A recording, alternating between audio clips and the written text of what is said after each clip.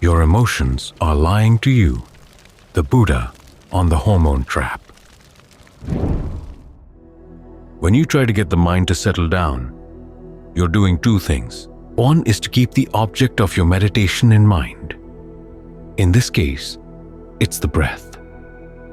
Each time you breathe in, try to remember, this is where you want to be. The second thing is putting aside any interest in things outside. Thoughts may come up about this, that, or the other thing. You have to regard them as the result of past karma. You're just going to ignore them. There will come a point in the meditation where you try to understand why the mind comes up with these thoughts. But in the meantime, just think, I'm not going to get involved. That's not any of my business.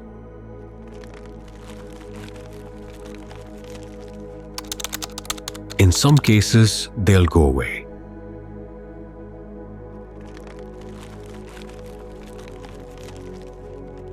In other cases, they'll hang around for a while before they go away.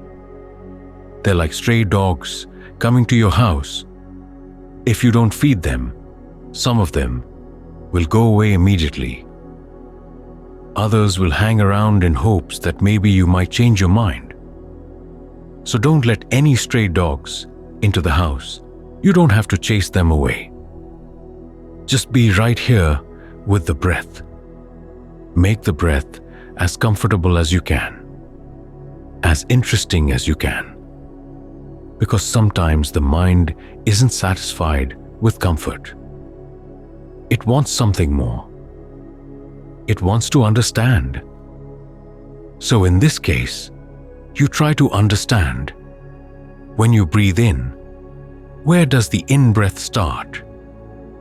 Where is the impulse that gets it started? And how do you know when the breath is too long or too short? When the breath gets comfortable, what can you do to maintain that sense of well-being? And how do you spread it around?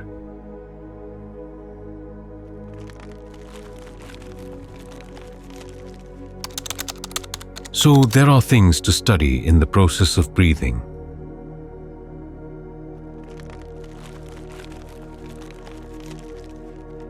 But the important thing is that it engages your mind, that you're not just forcing it to be here, but you find it interesting and enjoyable, a good place to stay. Ultimately, there will be work that you have to do here. So it's good to feel at home here, that this is a place you want to stay, settle in. On the one hand, you'll want to understand the things that pull you away from the concentration. What is their allure? In some cases, you simply drift off from lack of mindfulness. Other times, a thought comes up and you say, well, this looks interesting. It's like a little present that's been sent your way, and you want to look inside to see what's inside the present. All too often, it's nothing much. All the allure is in the wrapping. So what is there about the wrapping that has you deceived? Often, it's not even the wrapping itself. The mind itself is simply looking for diversion, looking for something new, something fun. As you look into this process of distraction, you find you learn a lot of things about the mind. And you learn about them with two qualities, through mindfulness and through discernment. The Buddha himself makes the comparison. He says, mindfulness is like a dam that stops things. In other words, you remind yourself you don't want to go with that thought, so you block it. Discernment is what cuts the current, takes it apart. So you may want to look into it. When this distracting thought arises, exactly how has it come? What causes it?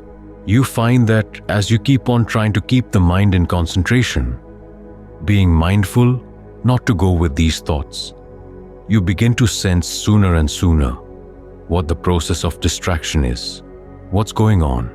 There are many steps to distraction, and you begin to see earlier and earlier steps until you get to the point where it's just a stirring of energy on the border between what's physical and mental. It's hard to say that it's a physical energy or mental energy, but there's a tangle in the energy there. If you decide, hey, this is a thought about X, you slap a little perception on it, you slap a label on it, and then it begins to grow into a thought world. So you have to ask yourself, why are you slapping labels on these things? What are you looking for? That's called the origination.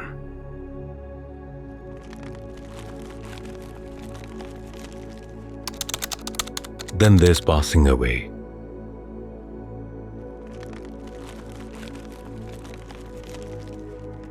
When you lose interest in the thought, it drops.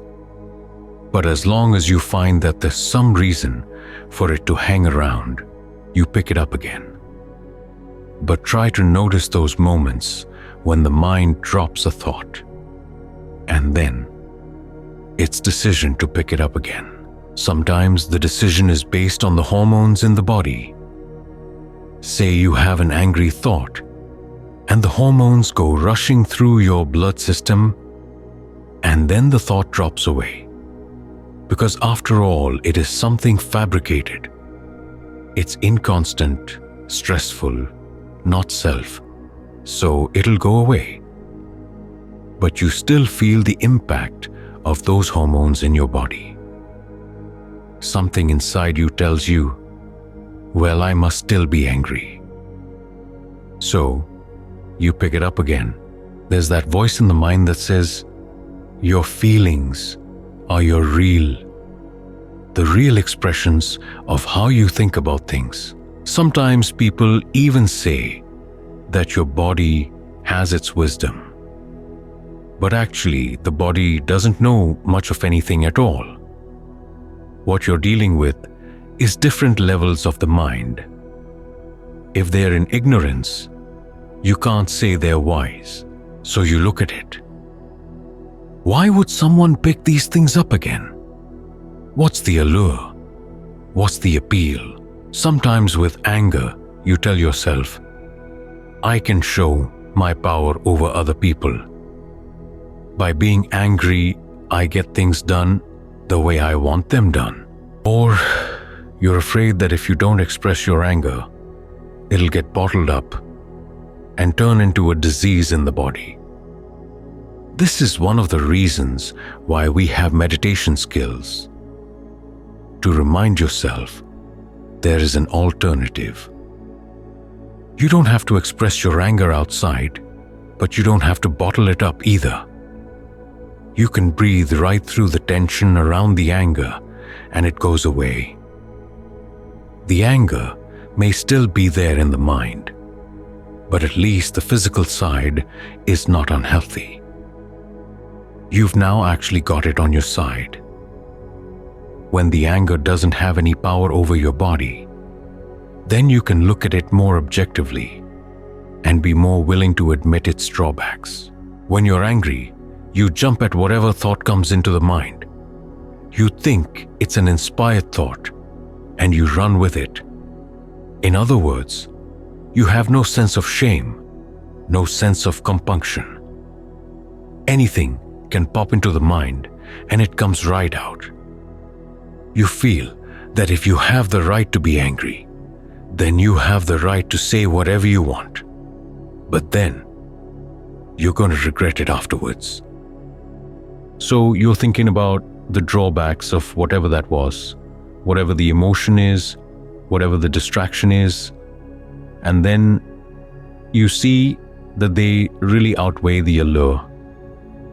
Most often, the allure is nothing much, but we have a tendency to dress it up.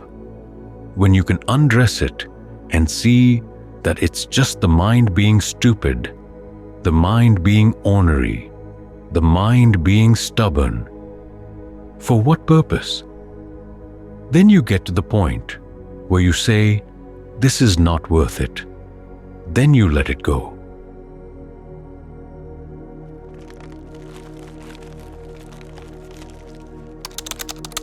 These are the 5 steps that constitute insight.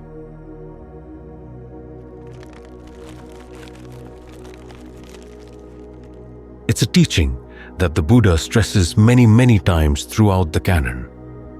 Yet it's amazing how little emphasis people put on it nowadays.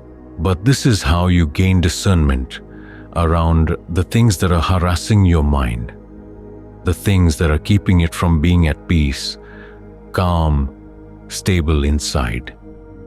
In this way, your concentration grows deeper because it becomes more and more resilient.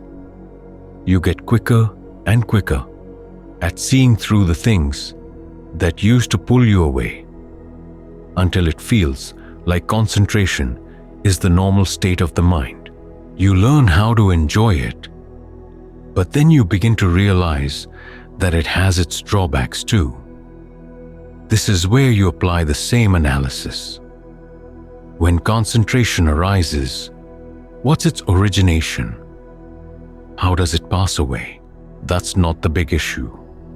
The big issue is, what's the allure? You realize that as you maintain the concentration, this is one of the drawbacks. You have to keep at it. There's no point where you can totally let go. At least not in the concentration. And not have to do anything at all. This is the point where the mind gets more and more inclined to think that maybe what the Buddha taught about Nibbana, maybe what he taught about the deathless really is a good thing. Wouldn't it be good to have peace and happiness inside and not have to keep maintaining the causes? It's like wanting to have a house where you don't have to worry about maintenance and repairs. As you're getting your mind more and more used to concentration, it's as if you've been in a lousy, confining house, and now you've got a bright, nice, big new house with lots of conveniences, lots of comforts you didn't have in the old house. For a while, you can simply enjoy the comforts of this house. But ultimately, you realize that this house too has to be kept up. And sometimes the more fancy objects you have, the more electronic objects you have, the more difficult the upkeep. That doesn't mean you leave concentration and go back to your normal state. You want to go to something that's even more refined, something even more stable, more reliable. That's when the mind inclines to neither stay in concentration nor go any place else. It's that neither here nor there. When that opens up in the mind, that's when you encounter something else entirely. What the Buddha says is unfabricated. In other words, it's nothing you made up, nothing you have to create, and also nothing you have to maintain. You realize that the Buddha was right. This is the ultimate happiness. So that's the process of developing insight as the mind settles down. It's not that you do concentration practice and then drop the concentration and then do insight practice as something separate. You do the two of them together as you gain your insight in the practice of putting away distractions, understanding them, taking them apart. Then as the mind settles down more and more, you start taking apart the concentration, understanding what its allure is, what its drawbacks are, and how you can go beyond it by developing the dispassion that comes from seeing that the drawbacks outweigh the advantages and that there is something better. So the path the Buddha taught is nothing mysterious. It's the same principle all the way through. It's just that it gets more and more refined as you get more and more sensitive to what you're doing, as you try to follow the path. The difference here is that there's a higher skill that helps get you past the skills of concentration and mindfulness and even discernment. You drop the discernment at the point of full awakening. But in the meantime, you make use of these things so you don't have to look anywhere else. It's not the case that you say, well, I'll do samatha for X number of hours or X number of days and then do insight. You're doing the two of them together. It's just that you're getting more and more sensitive to what you're doing, and you're learning to ask the right questions and to look very carefully so that you can get the real answers.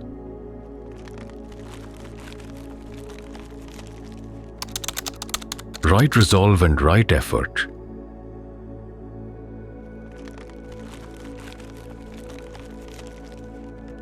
We've been talking about the Buddha's solution to the problem of unskillful desires and conflict among desires. You bring knowledge to the process of how desires are formed and judged. Then you judge them against the best possible desire, which is for the end of suffering. Any desires that help in that direction are to be encouraged and developed. Any that work against it are to be abandoned.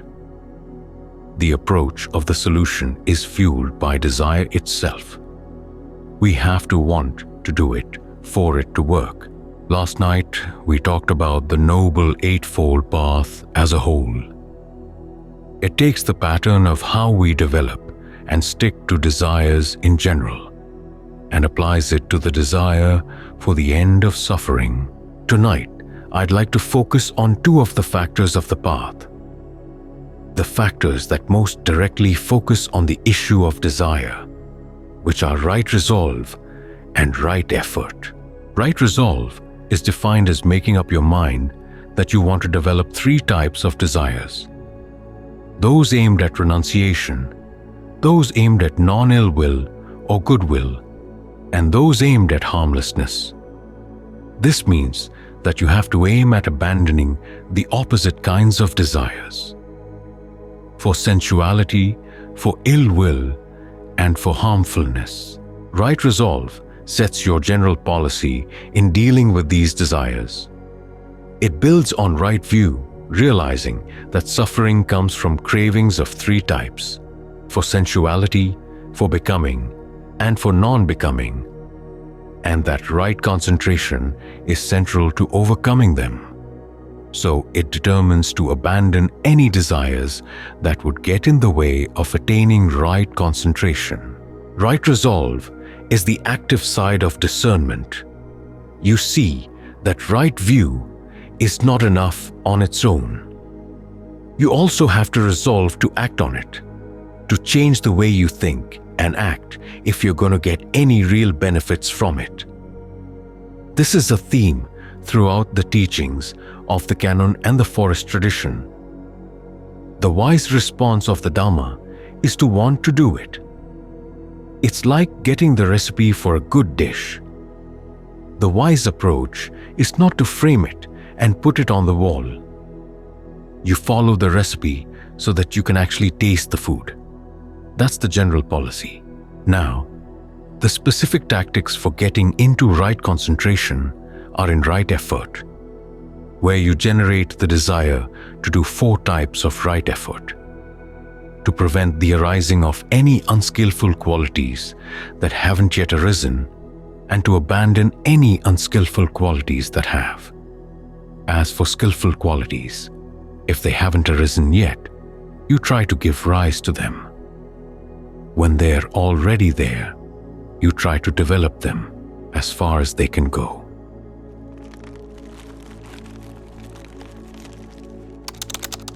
Right effort also involves learning how to motivate yourself.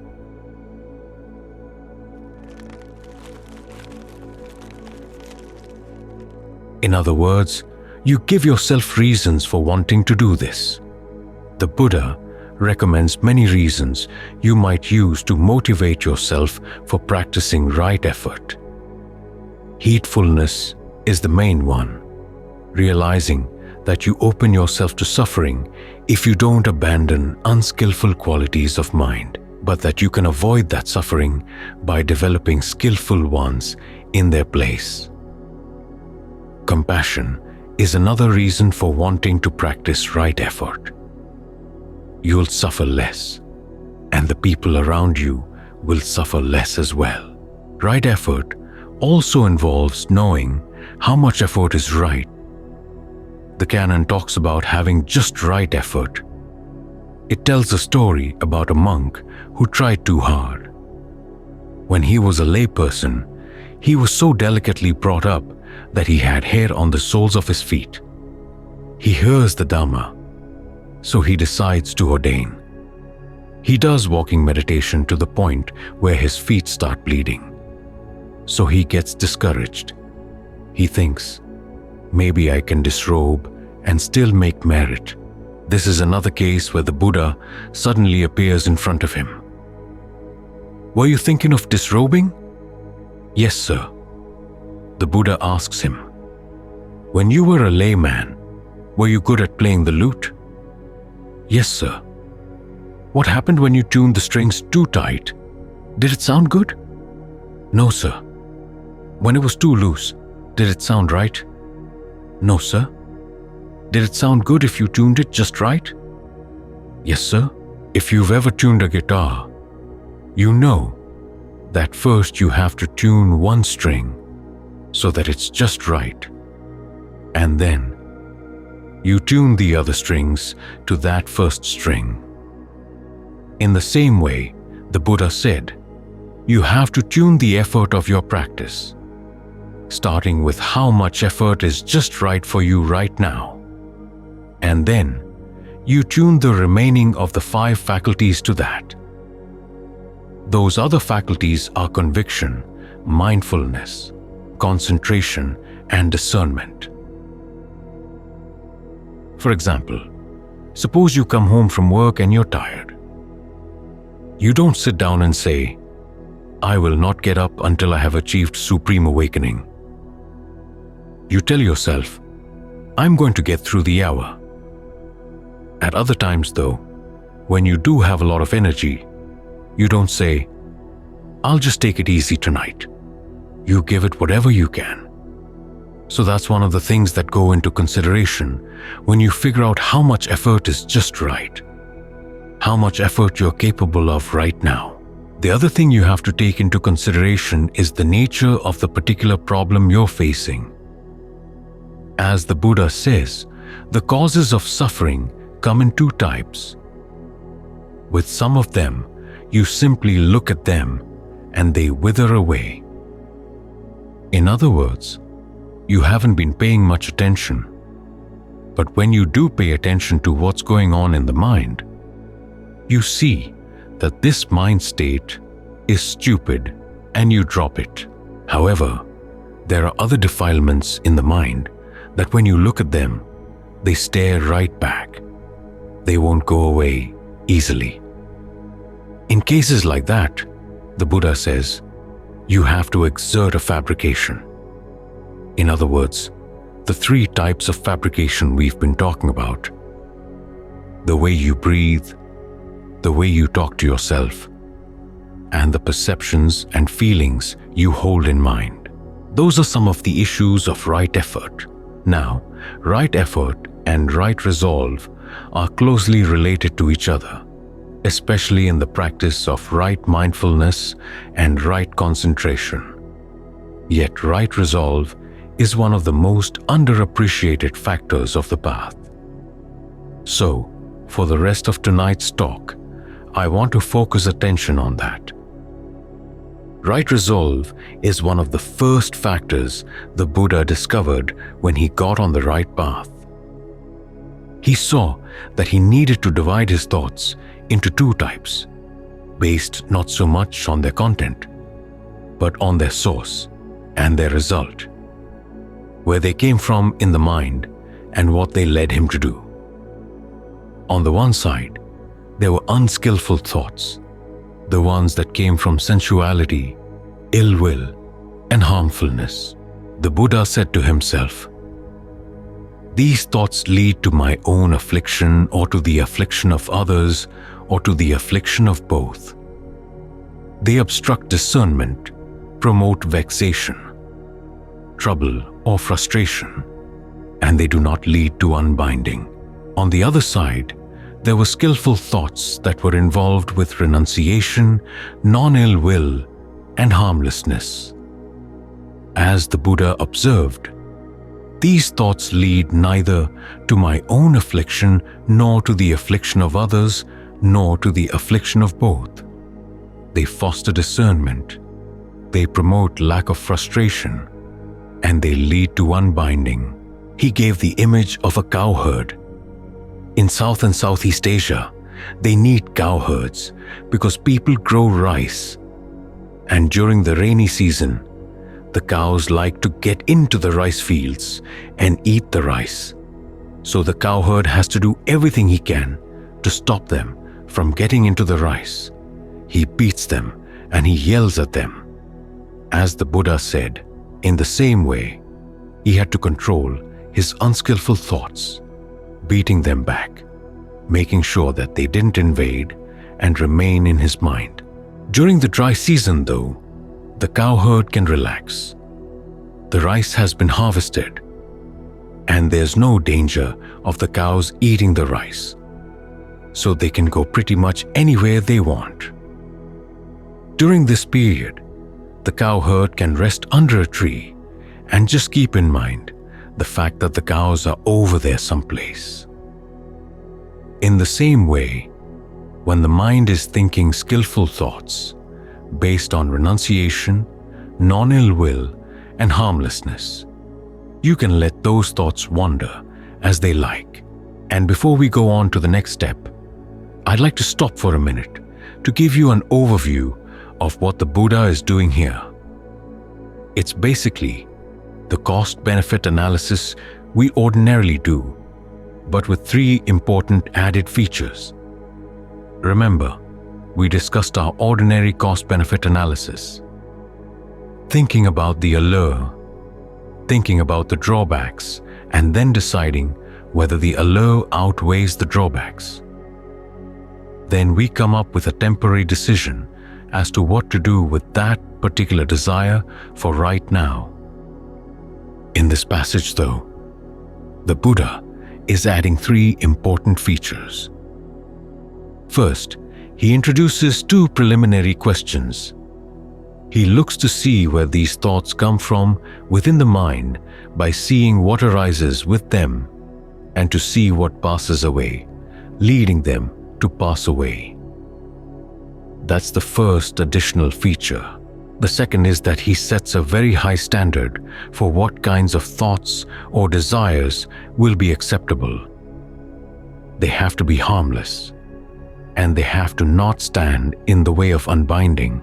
The third is that he tries to arrive at the total ending of any passion for that kind of desire.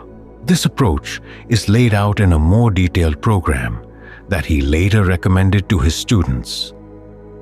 This program has 5 steps, expanding on the 3-step program we usually follow. If any unskillful desire arises in the mind, look for 1. The origination in the mind. What event in the mind caused that desire to arise? 2. Look for its passing away, both of the desire and of its cause. This is a test to make sure that when the cause and the actual desire arise together, it's not just a coincidence.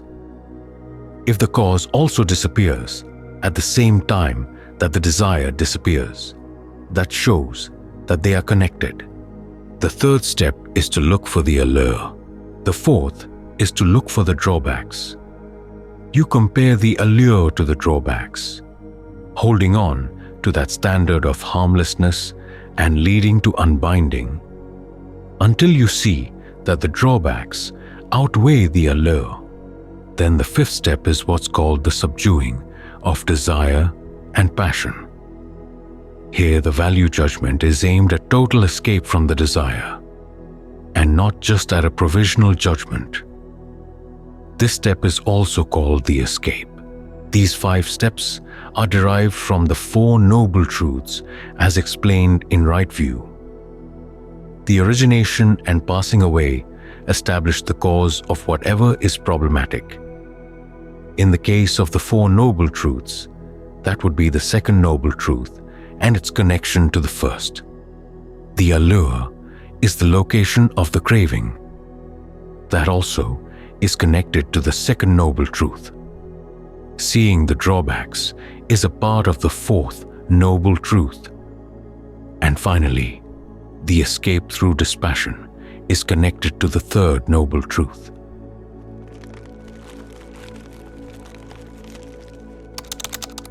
I'd like to stop right here to explain dispassion.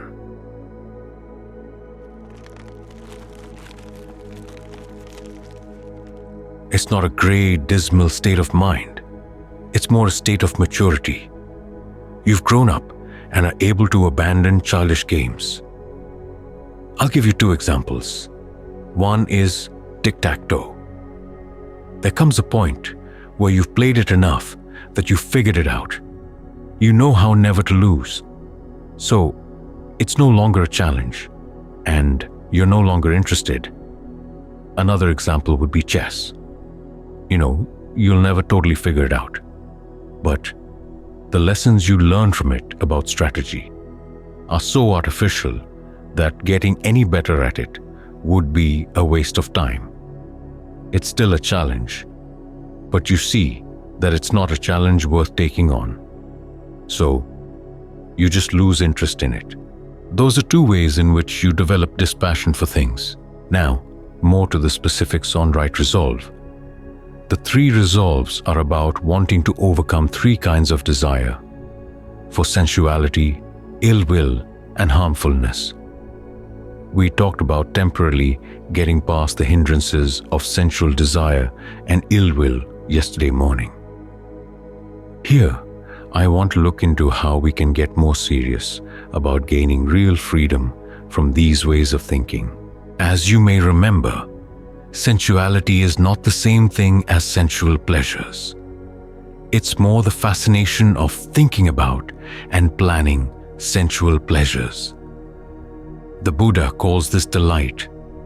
It's your inner conversation or verbal fabrication, combined with mental fabrications, devoted to advertising the pleasures to yourself, so that you feel good about pursuing them and will want to pursue them more. It's because of this delight that we often blind ourselves to how foolish we can be in the pursuit of some of these pleasures and how they can actually be harmful to ourselves or to others or to both. We often think we're clever in our pursuit of sensual thoughts and in our striving to realize them. Years back, I was invited to give a talk at a university in Indiana. Afterwards, the professor told me that the class that I talked to had had a discussion about what it was like to meet a monk.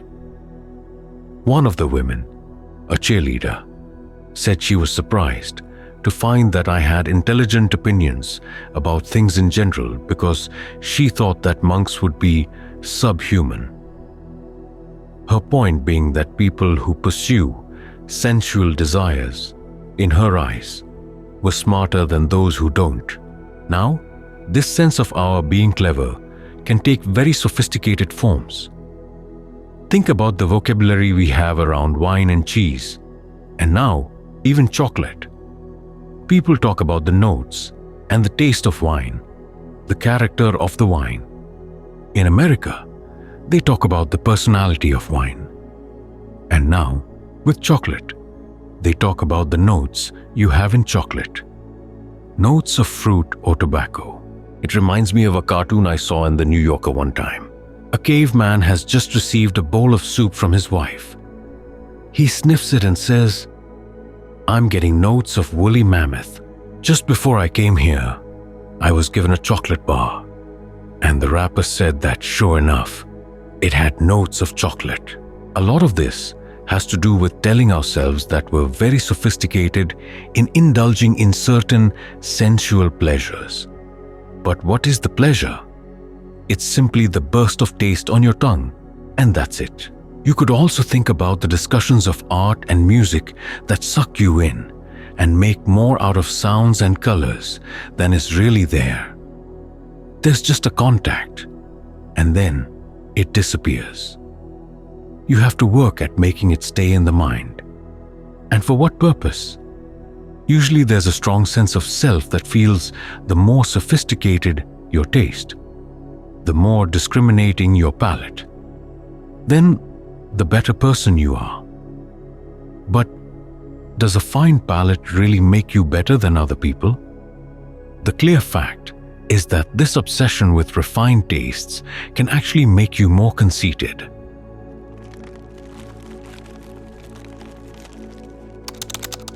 Now, some sensual pleasures are totally harmless.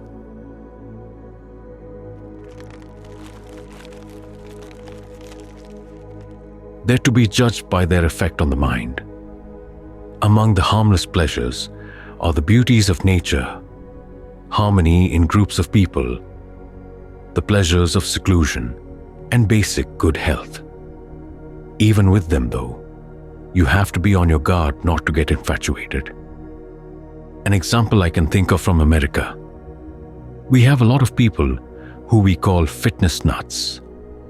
And there was a company in Salt Lake City that offered to freeze your body after you died, just in case someone would later be able to put the life back into frozen bodies sometime in the future. One woman signed up. When they asked her why she had signed up, she replied, "I worked so hard to put my body in good shape. It would be a shame to let it decompose." That's going too far. Now, harmful sensual pleasures are those that involve breaking precepts, those that intoxicate the mind, making you heedless, those that make you conceited, and those that make concentration difficult. As for sensuality itself, the time spent in delighting in past, present, and future pleasures is basically a waste of time.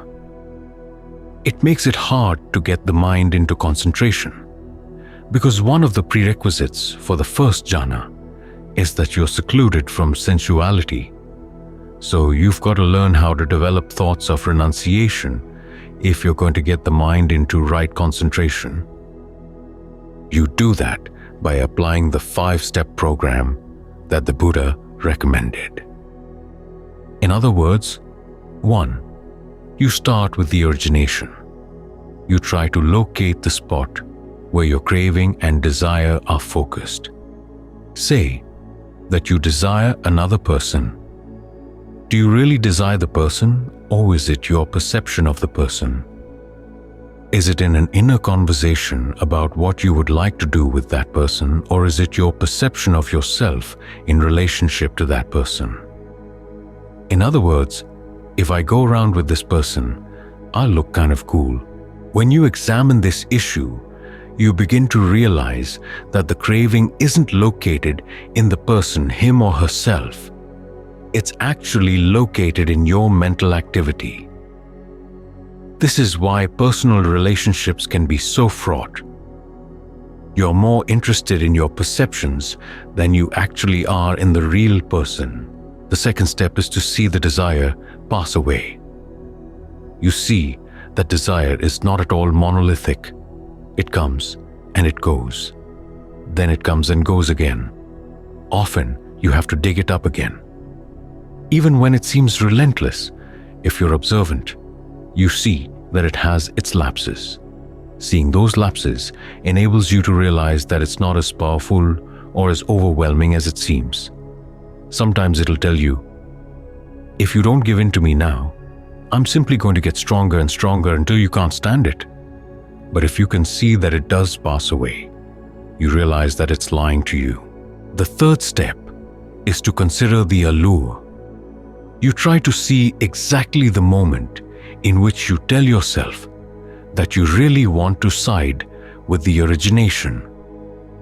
The reason of the allure is often very arbitrary, fleeting, and sometimes it's embarrassing. That's why it's often so hidden. Then you look at the drawbacks of those desires. You have to work hard at maintaining those desires. And even then, they're fleeting.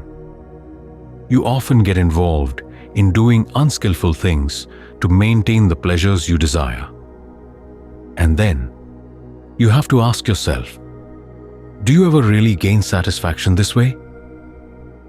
As the Buddha said, even if it rained gold coins, it wouldn't be enough for one person's sensual desires.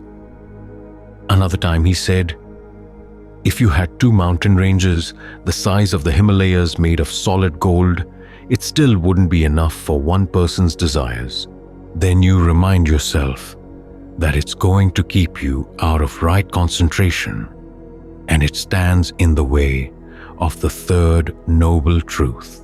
The step of looking for the drawbacks is where the Buddha has you apply the 3 perceptions of inconstancy, stress, and not self to the desire.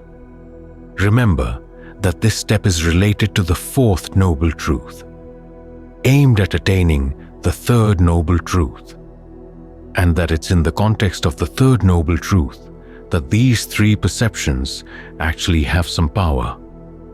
Ordinarily, without taking the 3rd noble truth into consideration, we'd say, if something is inconstant, who cares?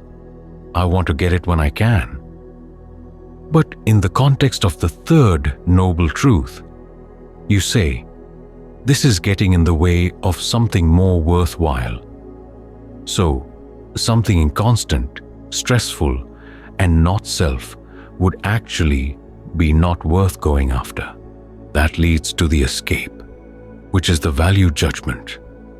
You develop this passion and you outgrow it, and you gain a sense of freedom when you can get past it. Now, there's a need for a non-sensual, physical pleasure of concentration and mental pleasure of insight to compensate for letting go of sensuality. Only then can you really get past it. This is why right resolve focuses on getting you into right concentration. We'll talk more about this tomorrow. The second right resolve is to get past ill will. And if we discuss this now, we're going to be here until 10 o'clock. We'll be talking about goodwill further on in the retreat, so we can skip over ill will for now. However, let's talk about the third right resolve, wanting to get past harmfulness. This harmfulness is a willingness to let your actions harm others or yourself, not out of ill will, but simply because you don't care. You decide that others don't matter, or you don't matter, or you think that what you're doing is serving a higher purpose. Here again, you have to use that 5-step program. You start with the origination of thoughts that the suffering of other people or your suffering doesn't matter. You have to ask yourself, what kind of mind state does that come from? Is it because you're lazy and apathetic? Doctrinaire, self-righteous, self-important? In America, you often hear callous people saying, "These people are losers, they don't matter." Where does that idea come from? Then you have to look to see, when do these thoughts actually pass away? As for the allure, again, harmfulness allows you to be lazy. Is that the allure? Is the allure in that it gives more importance to your ideals than to actual people? Is the allure in the idea that you're above thinking about the consequences of your actions? As for the drawbacks, there was a time when King Pasenadi was in the palace with his queen Malika. In a tender moment, he turns to her and says, "Is there anyone you love more than yourself?" You know what he's thinking. He wants her to say, "Yes, Your Majesty, I love you more than I love myself." And if this were a Hollywood movie, that's what she would say. But this is the Pali Canon. You don't get away with saying stupid things in the Pali Canon, so she says, "No, there's nobody I love more than myself." And what about you? Is there anybody you love more than yourself? The king has to admit that no, there's no one he loves more than himself. That's the end of that scene. So the king goes to see the Buddha and tells him what happened. The Buddha says, "You know, Malika is right. You can search the whole world over, and you will never find anybody you love more than yourself. But at the same time, everybody else loves themselves just as fiercely." And the conclusion the Buddha draws is interesting. It's not that it's a dog-eat-dog world. He actually says, you should never harm anybody or cause them to do harm. After all, if your happiness depends on harming others, it's not going to last, 1. And 2, it's going to be really bad karma. Then 3, if you get other people to do harmful things, they're later going to hate you. So the conclusion is, don't do any harm and don't be careless about the harm you cause.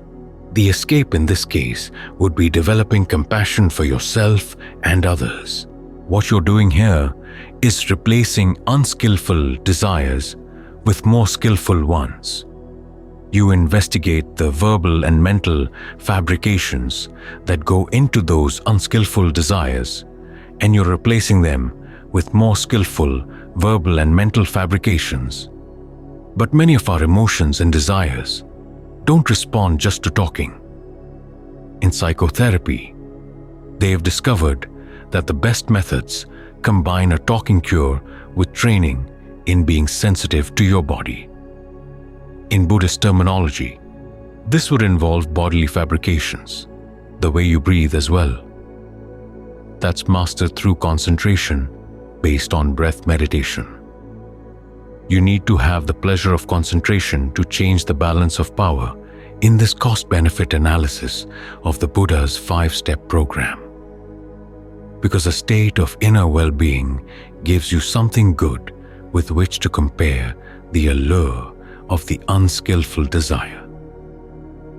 The Buddha in many places shows the connection between right resolve and getting the mind in right concentration.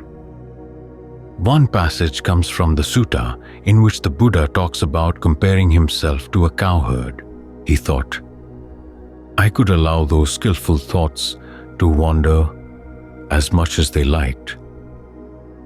Then he tells himself, if I were to think and ponder in line with skillful thoughts, even for a night, even for a day, even for a day and a night, I do not envision any danger that would come from it, except that thinking and pondering for a long time would tire the body.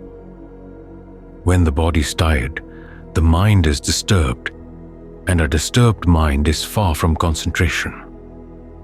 So, I steadied my mind, right within, settled, unified, and concentrated it. Why is that? So that my mind would not be disturbed. In other words, when you've trained yourself to think skillful thoughts and avoid unskillful thought, it's much easier to drop those thoughts to get the mind into concentration. In Majjhima 117, the Buddha talks about 2 levels of right resolve. There's mundane right resolve, which we've been talking about so far. And then there's transcendent or noble right resolve, which is defined as the verbal fabrications that go into bringing in the mind into the first jhana, the first stage of right concentration. In other words, you have to examine any unskillful desires in terms of the 3 fabrications, and you can develop dispassion for them through the Buddha's 5-step program. You take them apart and then you reassemble those 3 fabrications into skillful mental and physical states as a basis for strengthening your skillful desires and for allowing the mind to get into right concentration. So tonight, we've been focusing on using desire to create better mental and verbal fabrications. Tomorrow night, we'll focus on how to use desire to create a state of concentration to make skillful use of all three types of fabrication.